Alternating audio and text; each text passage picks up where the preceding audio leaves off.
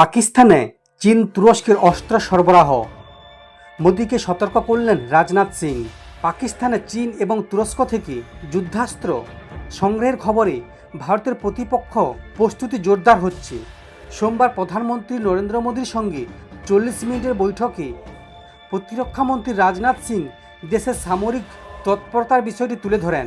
রবিবার chief of defence staff Anil চৌহানের সঙ্গে পহেলগ্রামে জঙ্গি হামলার পরবর্তী পরিস্থিতি নিয়ে আলোচনার পর এই বৈঠক খুবই গুরুত্বপূর্ণ। পাকিস্তান তুরস্কের C-130 হারকিউলিস বিমানে যুদ্ধাস্ত্র সরবরাহ পেয়েছে, যা করাচি ও ইসলামাবাদে অবতরণ করেছে। চীন পাকিস্তানে অত্যাধুনিক PL-15 ক্ষেপণাস্ত্র সরবরাহ করেছে, যা ভারতের রাফাল ক্ষেপণাস্ত্রের চেয়ে উন্নত। এগুলো সোয়াত ও স্কাদুতে মোতায়েন করা হয়েছে। কেন্দ্রীয় মন্ত্রী রামদাস আঠাওয়ালে বলেন, পাকিস্তান অধিকৃত কাশ্মীর না ফিরিয়ে দিলে যুদ্ধ অবশ্যম্ভাবী। বিজেপি নেতার এই হুঙ্কারের মধ্যে উত্তেজনা তুঙ্গে।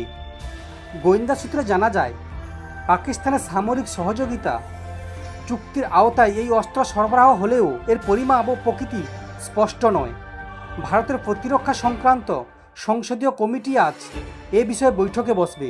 পহেলগাম হামলার পর উভয় দেশের মধ্যে শত্রুতার পারদ চড়েছে, যা দক্ষিণ এশিয়া ভূ রাজনৈতিক গতিপথে প্রভাবিত করতে পারে।